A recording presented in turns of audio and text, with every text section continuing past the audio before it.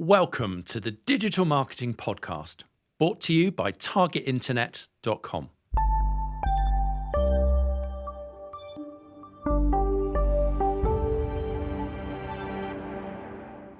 Hello and welcome back to the Digital Marketing Podcast. My name is Kieran Rogers. I'm Louise Crossley. And I'm Daniel Rolls. And today we are asking, is social media a waste of time? This is going to be somewhat of a controversial episode, I reckon. So we sit down, we plan out the episodes we're going to record.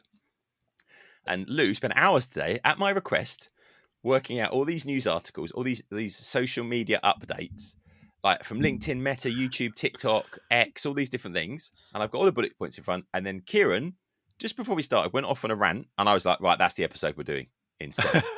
So we are going to come back to the other one. But I think this is an interesting one. So without using strong or offensive language, try and summarize your rant, and then we'll debate it a bit. Hopefully I got all the strong and offensive language out of the way 3 minutes earlier. Yeah, he's very passionate about this. Yeah. So, look, I mean, I have to lay my cards on the table. I'm not a massive social media fan, partly because, like everybody else, before I engage huge amounts of time in anything, I ask that all-important question, what's in it for me? And actually, I had some negative experiences on Twitter, actually, which drove me away from social media. But so I don't actually actively use it a lot myself. I'm not massively into Instagram or Snapchat. This has always been the irony, because we've done this podcast for years. And from day one, you were like, I don't like social media. I don't.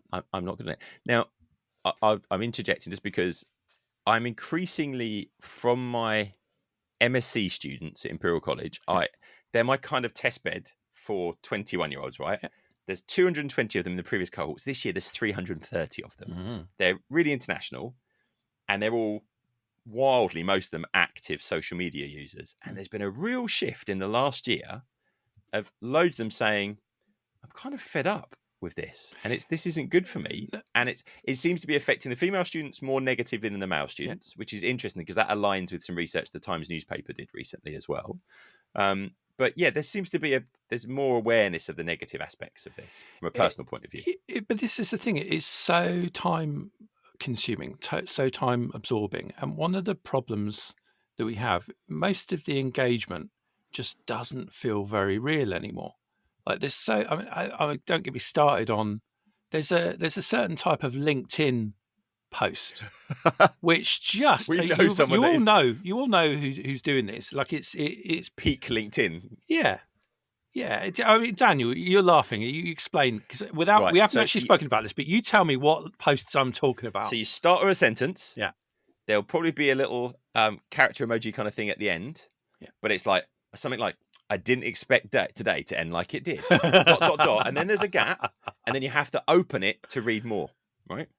So there's that stuff. Then there's the quite generic, I'm beyond excited to say I've been enrolled into this new position. And it's like, okay, a bit of fake enthusiasm. I can accept that. That's okay.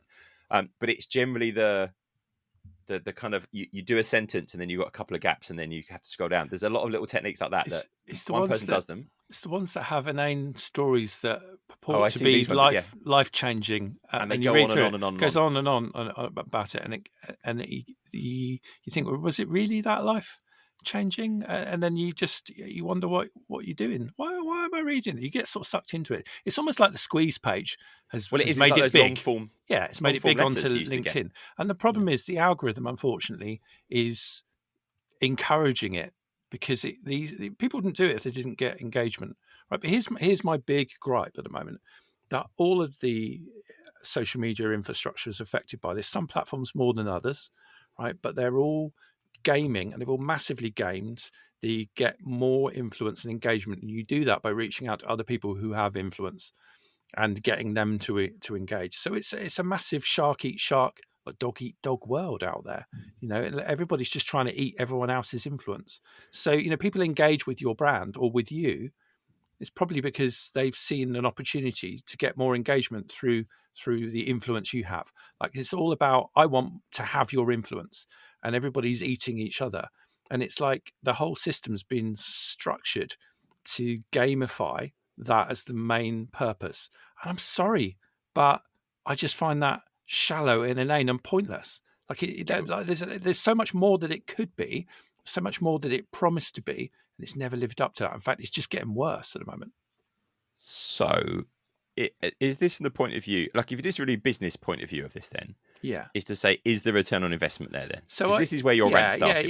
Yeah. So I've digressed a little bit. So that's one of the reasons why I don't personally like to get involved in social media much, because I just think it's like, well, it's not real.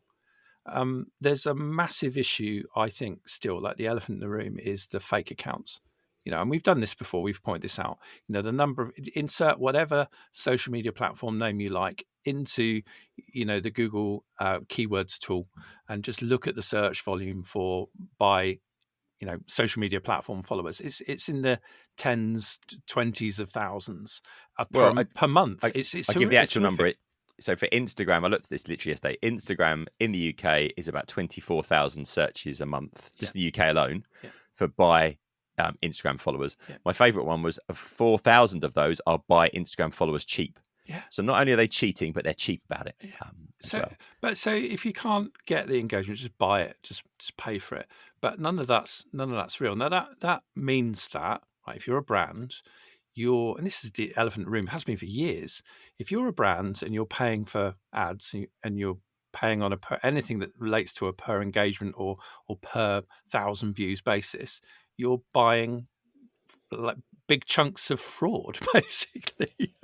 Like, because these things are out there, and I know it must be a real headache. Like, I'm sure it keeps the owners of these platforms up late at night, knowing that they're selling a load of fraudulent product to big brands. What would be the kickback to various big brands? How much are Coca-Cola or Google or name any big brand, how much are they owed through the fake ad impressions that have been generated by all these accounts? Like that in itself is an issue, right? But the really big gripe that I have, really lay the big one on the table, is that for all of the e-commerce brands that I work with, I haven't seen a single one where social media is worth their while. Like, I just in terms of the time that's invested into it. But lots of things, time invested into it, like the ad spend and marketing spend invested into it. It's a massive thing. And actually, this isn't a criticism just laid at the platforms. I think there are issues there that concern me, and the levels of engagement I've seen drop lots. So levels, but for me, it's much more about levels of valuable engagement. It's one thing to get vanity metrics like likes or the equivalent on any platform. That's one thing, but how's that going to help your business? It's not. But we all learned years ago you could pay for tons of those and it won't really get you that much further forward. But here's the thing: there's loads of influencers out there that are selling their time, selling their package, selling their recommendations, right? And I think it's something like, this might not be quite correct, but it was a survey recently, something like, I think it was last year, something like 36% of American teenagers want to be influencers. It's like, that's ludicrous. Like, if that many people, I just want to, be famous and get engagement for being famous to get engagement. That's just nonsensical. Like, that many people can't be influencers, and yet that's what's happening. And these people are charging, $3,000-$4,000 a time sometimes for these promoted insertions, and in a way that's a bit disingenuous. And I know there might be a hat tip to the fact that this is a paid for engagement, but a lot of them don't seem to bother with that. It just kind of happens anyway, and actually it just doesn't make sense. If that's your only influence is to try and influence other people to buy stuff, and you're doing that all the time, you're going to be out of pocket, aren't you? With your audience, then they're just not going to buy it if that's all you ever do. And it's like, why are they influential? Because they're an influencer. It's just nonsensical. So the only people that I have found on social media who actually have influence that is big enough to actually move the needle in a commercial sense, like big enough to actually get me sales that more than cover the cost of, the paid collaboration that you might do with them, are people who actually have genuine connections with traditional media, right? So if you've got a newspaper column, like, wow, you'll also have a big follower, but those followers, they listen to you and they care what you think about, and they do listen to your recommendations. Or if you're on TV, that can make a huge difference as well. But you've got this whole other layer of influencer who I haven't seen it, and actually they can be quite blunt and quite rude. Some of them when you're dealing with them. I've always treated influencers when I've worked with them with the utmost respect, and I'm always very respectful that they know their audience is better than I do and better than the brand does, and you kind of get guidance on them. But you ask them to make small changes to what they've done. Maybe you could say something positive about the product, and you get that thrown back. No, not going to do that. It's like, what? That was just an annotation in the email, in the video that you've put out, and something like that. And it's just like, it's all wrong. It's just all not working. So just an example of this, which I was talking to Daniel and Kieran about before we started the episode, is that for anyone that watches Love Island, a few series ago, there was a lady called Ekin Su who was on there, and she sort of shot to fame from it. It was really popular. I think she has over 3 million followers, so she was one of the most successful coming off the show. And she did a brand with a clothing deal called Opolly. I think it was about £1 million worth. And it basically completely flopped, because in the end, when people were analysing it and they were doing research into her engagement and who her followers were, it was discovered that most of them were actually either bots or not who the brand's target audience were. So, younger females who wanted to buy dresses or sparkly tops sort of thing. And so the whole thing flopped. And so that's why it's so important to understand, if you're doing a brand deal with an influencer, who actually are their audience and how engaged are they and how actually much do they align with your brand's values? Right. And I think there's a fundamental issue here as well, which is the effort that goes into social versus the outputs that people are actually getting. But go on, Kieran. Well, here's the thing. The way PR agencies kind of cost up, engagement levels is through traditional media and PR kind of costing, right? So there are certain formulas that they follow, and they're all based on traditional media and PR. And here's the reality: it never lives up to that. Never ever lives up to that. Like, I could get a review of a product in a national newspaper for an e-commerce brand that I work with, and I've seen over, like, within hours of that going live, like 30, 40, 50,000 pounds worth of sales, right? But you reach out to an influencer with the equivalent number of Instagram followers, you won't see anywhere near that. And the amount that their agents charge is all based on those traditional media kind of formulas, and it's pie in the sky. And I'm just quite cross about it, really, because I think a lot of brands are being massively ripped off, and they all justify it by going, "Oh, well, it's branding, isn't it? It's all about getting the brand out there."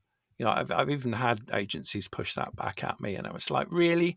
I'm sorry, but I just don't see the sales. I'm not, show me the money." Because that's what's paying for it, and actually, if your influencer's got 200,000 followers on Instagram, great, but don't charge me $8,000 for a collaboration that brings in 3, gross. Right. That's nonsensical, and yet that's what's going on within the marketplace. So a lot. Is it? Well, let's move into that, actually, Lou. So you are somebody that uses TikTok pretty actively and those kind of things. How much do you think your shopping behavior has changed based on stuff you see people that are influencers to you using products? Like, when do you actively buy things? I mean, probably more so a few years ago, but in recent times it's dwindled. And I think that's just because people are so familiar now that influencers are being paid to post their stuff. So there's this whole, influencer trips, for example, were a really big thing last year. So brands are paying influencers, God knows how much money to fly out to Spain, and they're all going to wear their clothes and everyone's going to post it online. It's going to be great.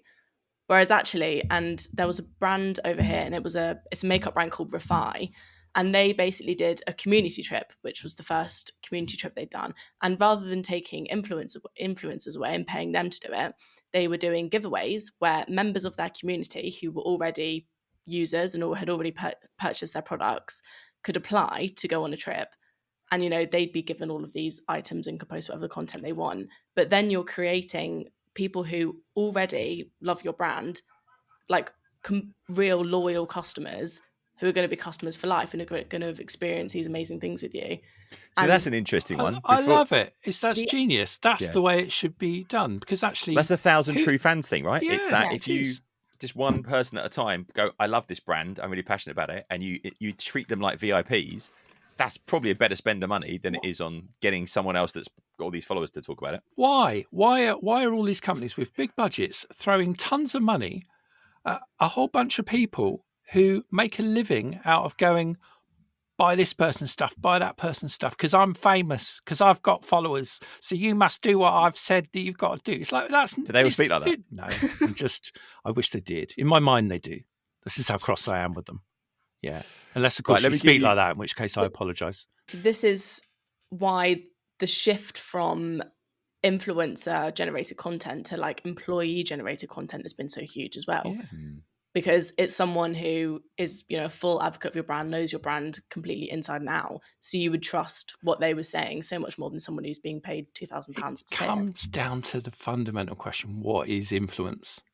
And it's not a large follower count. We know that. So please, come on, help me with this. Stop doing it. Stop going. I want to make going there. a couple of points. First of all, I've had two experiences over the last number of years that have shown me how absolutely everywhere this is. So years ago, I was in Las Vegas, sitting by the pool, and this was quite early in the influencer journey, and this person turned up, very, very glamorous, and had somebody with her, trailing her, taking pictures of her, and then they would retake the picture 5 times, they'd look at it, and I thought, this was really odd. I thought, this is really sad. She's not actually enjoying being by the pool. She's just doing this for her social media feed, right? This was really early on.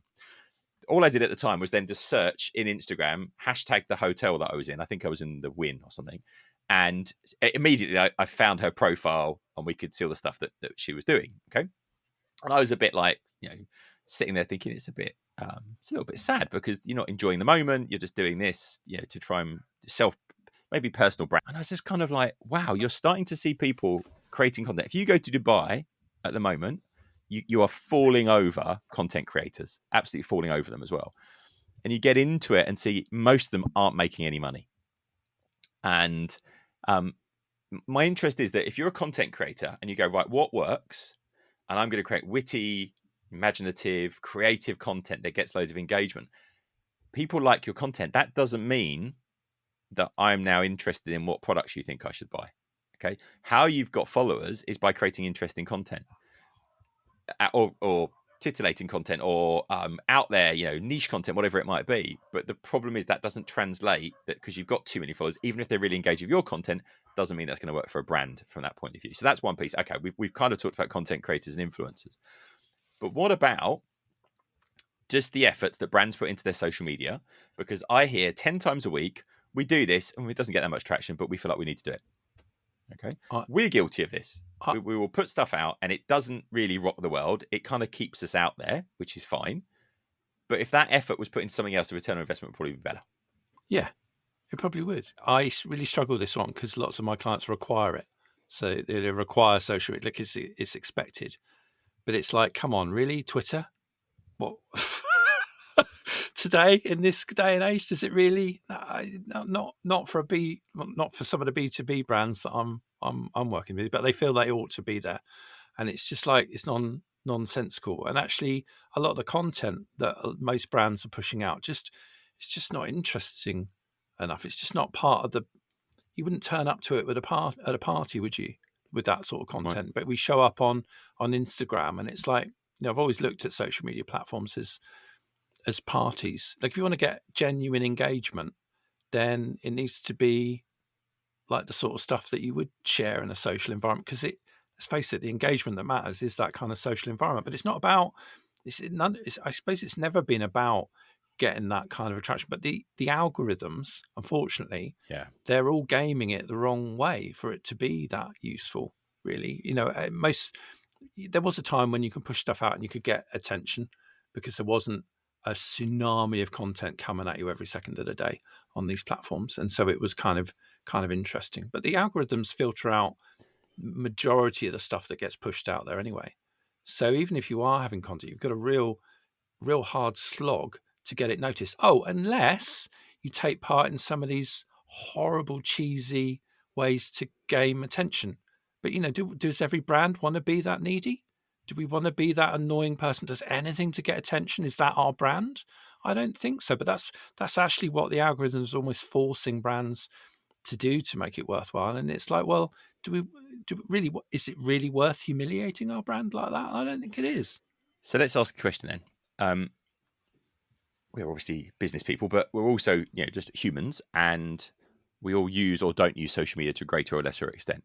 So if I go first, like how do I use social media, and therefore how could a brand interact with me via social media? So interestingly, I've fallen a bit back in love with Facebook. Interestingly, so I realized that Facebook had shifted and morphed for me over the years. So first of all, it was just family and friends. Then loads of other people had kind of piled into it as well, and there are brands and all that kind of stuff. Now it's very much gone back to the stuff that I read is family and friends going, not just like, here's a holiday pic. We went here, then we did this, then we did that. And I'm like, oh, brilliant. I'm really enjoying seeing what you did because I care about you. Okay. And therefore I enjoy that. And it's a way of staying in contact with people. I've culled my Facebook, and I've started now just posting stuff to say, we're here, we're doing this. Like, I've gone really back to where I was with it before, to keep people updated. I know it's amazing how many people have kind of reached out and started speaking to me again that I wasn't speaking to. So I found, that's quite nice. That's okay. Twitter has died a death for me. My 8,000-9,000 followers, whatever it was, I get no engagement anymore because so many of them had stopped. So many of those kind of marketers have stopped using it. I post something, and the algorithm goes, no, we're not showing your stuff to anyone anymore. So that's now pretty dead. I do use it for staying up to date with attitude towards news and latest AI updates and that kind of stuff. LinkedIn I still love, but you're so right. There is so much peak LinkedIn going on. But I think if you can go through and make sure that you're posting a way that adds some value, that can still work. And then Instagram, I monitor what my daughter's, I'm not monitor, but I kind of engage with my daughter. She's a surfer, so she's really into surfing. And so I keep an update with all the kind of stuff she's doing. And then I engage with a lot of my students. And my students, it's all behind the scenes stuff, and they're really interested in what I'm doing behind the scenes because from a kind of career point of view, I'm getting some value from that. From a brand point of view, I'm trying to think if there's any brands that I engage with their content particularly. And it's hardly anything. It's hardly anything at all. Like McKinsey might post something, or Accenture might post something. It's generally an ad, and it's a downloadable report. And I go, oh, okay, that looks interesting. And I might download something like that. Most of it, it's just too corporate. It's not really the right place for it, and it's not really working. So how I would cut through that is, if I'm going to do this, if it's going to be brand building, I've already got to be connected to the brand. Got to be interested in the brand for it to work. And we've got channels for doing that. Right. What's wrong with good old fashioned email, right? That's there are some things wrong there because some people don't use it at all, right? So if you look at a younger audience, they're just not utilizing email in the same way. But I think we've always said email is a social channel, and our email list is the most engagement we get. We put an email out, and I ask a little question at the bottom, and I reckon I've had 50 responses in the last couple of days. Like, is it okay if we have a podcast sponsor? Yeah. Loads of people have given us really in-depth, like page-long responses. So I think that's pretty interesting. To your point, for me, obviously email. I love it because it's mine and I can control it, and I've got a good control over who's in it, and I don't have to worry about it, and I can turn to it when I want to. I don't have to be monitoring it. But you do use social media for hobbies, right? Not really. No, the only one I use really is WhatsApp, and I use it like you use Facebook, right? Because I've got complete control of it, and it's just people that matter. I don't have dozens of brands. Can't crash in on my WhatsApp. It's lovely, So right, Lou, what about you? See, well, I consume social media a fair bit. Facebook, not so much. Yep. Twitter, a bit of like a silent listener, but don't really actively engage on it. Instagram, yes, but more so sort of friends and family. And then you don't post very much, do you? Like yourself personally? Not really. Not very regularly. And then TikTok's just like a passive consuming thing, right? So you just, when you're bored, you'll go on for 10 minutes or so and you just scroll. And the only way I would say that I really engage with the brand on TikTok is if it's relevant enough, or it's, within the trends enough for me to stop and actually be intrigued by it. So there's loads of trends that always go around on TikTok, and if they're actually taking advantage of those, that I stop and I listen, then I'll probably send it to my friend, or I'll click on the page and I'll be like, okay, what do they do? And I'll find out a bit more about them. It's not like TikTok and Instagram, they're not really the place for, hey, look at my product, or like, look at all these pictures of my product. I'm also interested because you've just said there, if there's a trend, then I might look at what they're doing if it's in line with that trend. But What's the most famous trend that's happened in the last week or two? Off the top of your head. So they're very mindful, very demure. Right. Okay. And what's fascinating about this is that I saw Imperial, so it's Imperial College, say campus is looking very mindful and very demure today. And it was like a really quiet day. And it's like, okay, but what it shows is they're following the trends. And I guess for the audience of the younger audience they're aiming at, that's fine. But does that drive any outcome? Does it do anything useful? I'm interested. You said you look at what those brands do, but do you connect to the brands, or are you just following the trend? Following the trend mainly, but it's their passageway in, isn't it? Like you have to cut through the noise. That's brand building, right? So I'm just interested. There was a video, I can't remember who did it. I think it was Currys, and it was like a similar thing. So it was like Gen Z language, and it was getting the shop manager, the floor manager from Currys to show the products, but using Gen Z language. So it was like, this air fryer is popping, so like stuff like that. But it was funny. So I was like sending it to my friends and clicking on the page, and then you see different deals and discounts that they've got on. Like it's their way of cutting through the noise. So, Kieran, to challenge your point then, what social media gives you the opportunity to do is humor and narrative, potentially. So if brands used it more for humor and narrative, maybe some brands' humor is not the right thing. So narrative is the right thing, which is what video is basically, gives you the story. Is there an opportunity there? Yeah, is that okay? Potentially, right? But here's the thing. You just have to try it and look at the numbers. You have to measure this. And this is one of the things that Instagram in particular makes it almost impossible to do. And because a lot of the platforms now actually baked into their algorithm is this whole thing that as long as you keep people on the platform, it's good. But if you take people off of the platform to your own websites, it makes it impossible to measure it. And then we're in the the no man's land of, oh, well, I think it was brand building. Like it trended. Like I think it did us a lot of good. And it's, that's that. But that kind of campaign and brands, jumping onto trends and stuff, that's a million miles away from what a lot of these influencers selling their collabs are actually offering and doing. That there's nothing funny about any of the influencer collabs that I've seen out there. There's nothing really kind of trending on it other than the fact that, these influencers are obviously so well known that, they're just the fact that they're breathing is newsworthy and people will just fall at their feet. And it's a nonsense. The whole thing is nonsense. It's a fake. Is fame not nonsense? I mean, we get a bit deep with this, but see, that's the thing. I think people are chasing fame. Is it fake fame? It is fake fame. It's fake fame when everybody thinks they can be famous and when everybody's only interested in gaining more influence. So I'll only engage with people if I get more influence through that engagement. It's nonsensical. Like the whole thing's bankrupt before it even starts. I also think, just a point on the whole trends piece that I was talking about, it's not for everyone. Right. So, for example, the point that comes to mind, if you think of Ryanair, so they're quite active on TikTok. Some things that might come across rude to some people, but for example, someone had posted a picture of their window seat. They paid for a window seat and I think they got about a quarter of a window. They posted it online. Ryanair made a TikTok about it, basically circling the tiny bit of window and saying, well, you got your window. Right. For their audience, who are probably younger people who are looking to book cheap flights, it doesn't really matter, and it keeps them engaged online and keeps their brand front and center. Yeah, and British Airways, their audience probably wouldn't appreciate that sort of content so much. So just because it works for someone else doesn't mean it's going to work for you. The discussion I was having yesterday is that just because your audience is on a social platform doesn't mean you should be posting content there, because it doesn't mean they want to engage with the kind of stuff you're going to post. And it's the type of content, but it's your brand voice that aligns with that stuff as well. So does this mean that there is a place for this if you get it right, but so many people are getting it wrong? That's the problem. There's a place for great content, right? But let's be real about this. Honestly, all of you, look at your social media feeds, look at the stuff that you're churning out, and ask yourself, who cares? Well, does this really matter? Why are we doing this? And look at the collaborations and look at the dross they're churning out as well.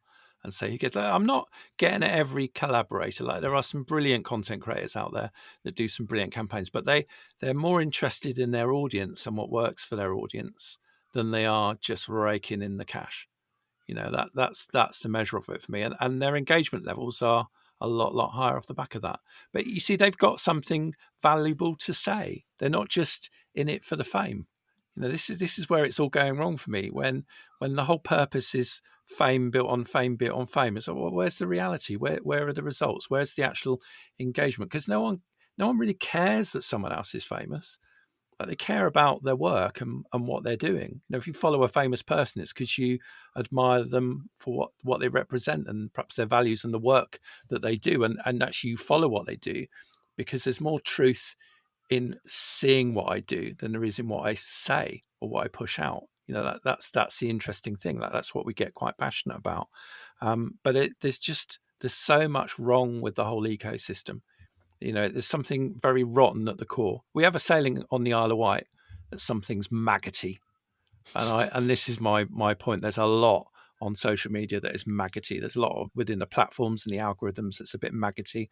There's a ton of stuff I find very maggoty about the way that so-called influencers push their services out and charge for their service, charge brands for to get nothing back. I think that's very, very maggoty, and there's something very maggoty about the fact that there's nothing very measurable in a lot of these platforms anymore. So let's come to that last point then and discuss this. So this is the branding piece. Okay, so I've just finished the 4th edition of Digital Branding, and one of the things available in all good bookshops soon.